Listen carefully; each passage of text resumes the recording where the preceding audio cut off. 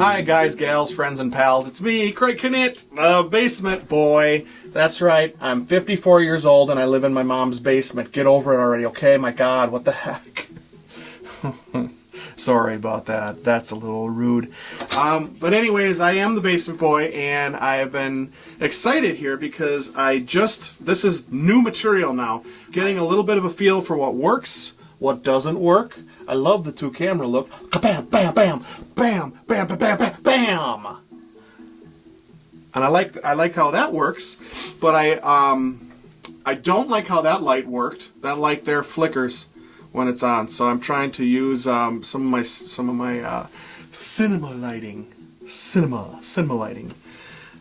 This episode is dedicated to the Mark Gruenwald Challenge, and this is going to be the third one in that series, probably going to be 4 of them, because I just entered work into that contest 2 weekends ago, and in another 2 to 3 weekends, we're going to find out the results of that said work. Here's the deal. Mark Gruenwald Challenge. Mark was a creator in Oshkosh. He went to school. He grew up in Oshkosh. He went to college there.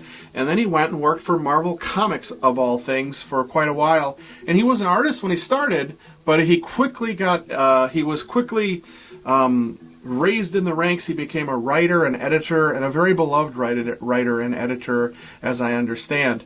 But the reason that I am so humbled and touched by Mark is that when I was doing my practice teaching, my supervising instructor knew him and had gone to school with him, and because she knew I was working with comic books, she sent him a note, and he sent a care package back for me, somebody he had never met, and it had a series of comic pages in it, and it's just like, wow. One of those pages, the John Byrne page, is still one of my treasures. I absolutely love it. I wanted to give back a little bit to the Mark Gruenwald Challenge, and I also wanted to get my kids involved in it, my students from the Youth Arts Initiative up in Green Bay. We've been busting our little humps making comic books for the last 5 years. We've got 3 finished. We are working on a graphic novel right now. Yes, I said that. A graphic novel made with kids. Wow.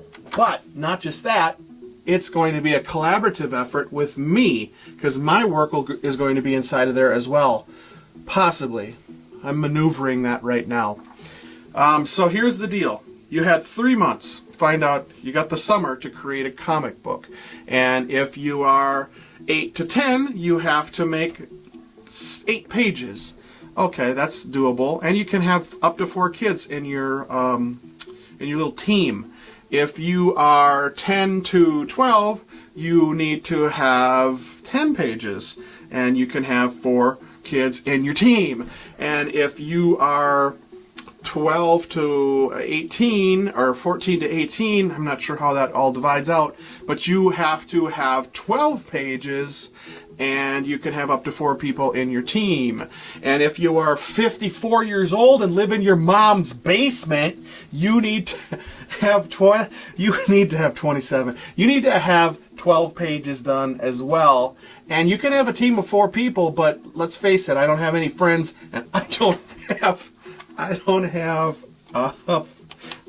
team. I'm doing it by myself. Don't need no stupid team. I've never been a team player. Oh, God, this is ridiculous.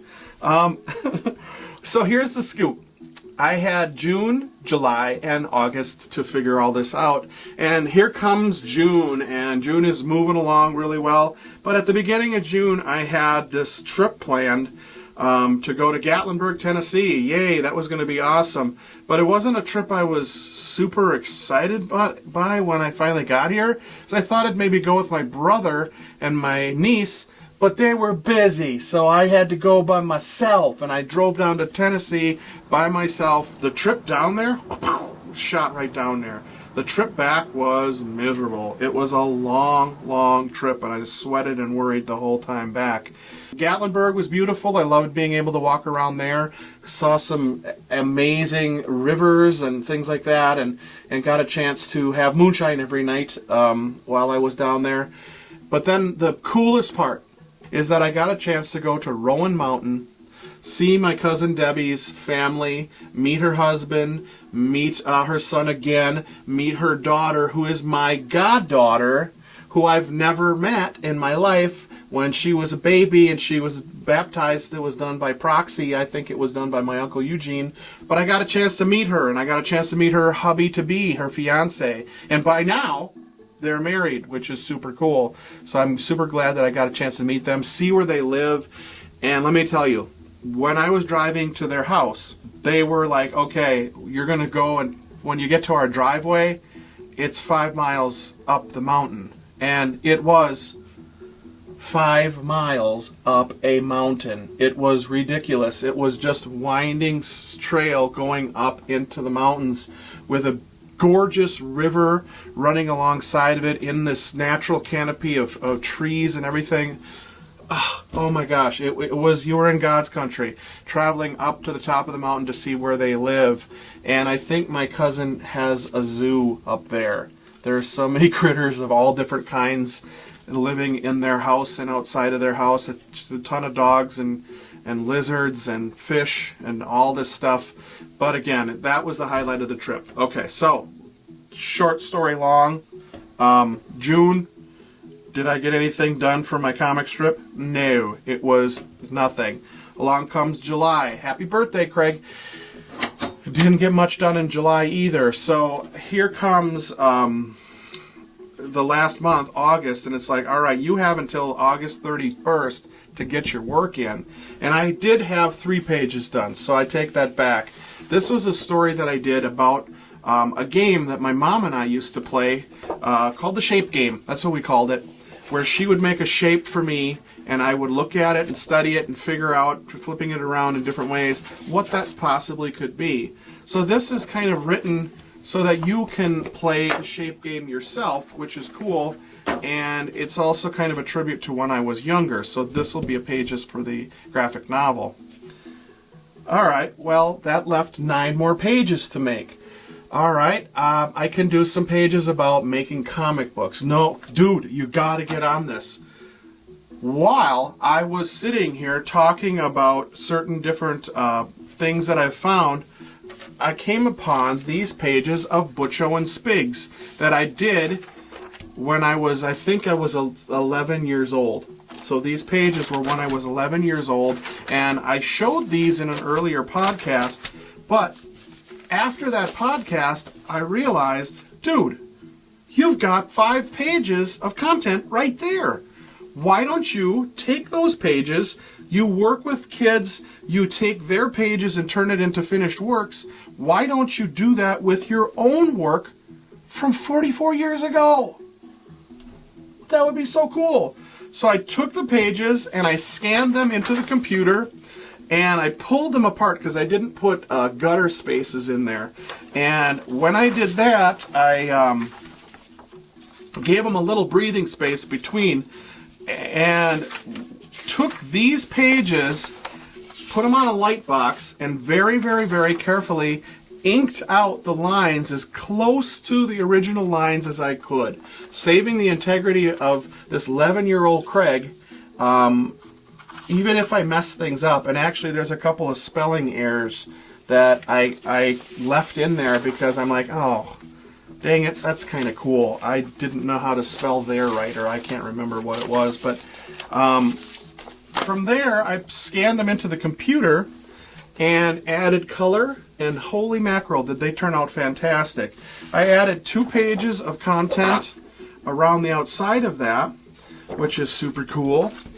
And I made this really neat page of myself and myself when I'm 11, 54:11, and I kind of became my own mentor 44 years later, because right here are the pages of Butcho and Spigs now ready for the world to see, including the missing page. I did the missing page. This page did not exist other than in my mind. I knew that I wanted him to turn into Super Bubble, and I knew that there was a story that happened between here and here, but I didn't know how to do it then, and I didn't invest the time to do it then. But I invested the time to do it now. So that right there put me at 11 pages, and then finally I added 2 pages behind here of how to make comics. That was the intent all along, and I drew portraits of my kids using colored pencils, and that might be how I need to illustrate my children's book, with the colored pencils. I really love the magic that I get working with stuff like that, so I'm super happy with how that turned out. And lo and behold, look at that. I've got my 12 pages, 13 pages done. Awesome! And I got them done in time and got them into the contest, so we're going to see where that goes. And now these pages can be a collaborative process with my students. They can see what I'm able to do or what I did when I was 11 years old. And believe me, I wasn't that much better than anybody at their age when I was 11 years old. I just continued. I had the perseverance. I had the tenacity, the ambition to continue to to stay on the path of the artist. You're going to run into some projects that take a long time, take a while, and maybe you step away from them for a little bit and come back to them, and it always is good to do that. You step away and you get a new perspective to come back and see exactly what you want your work to be. That's got some real benefits there, because you get a chance to think more on how it happens. I can't tell you how many times I've backpedaled a little bit after I've been away from a project. I'm like, okay, no, I've got a better way of doing that now, where this could happen here, and boom, oh my God, that's going to make so much better sense. So most projects won't take 44 years to complete, but even if it does, that's success. My name is Craig Knitt. I'm the Basement Boy. This is episode 8. Thank you guys for listening. Fake drawing, drawing.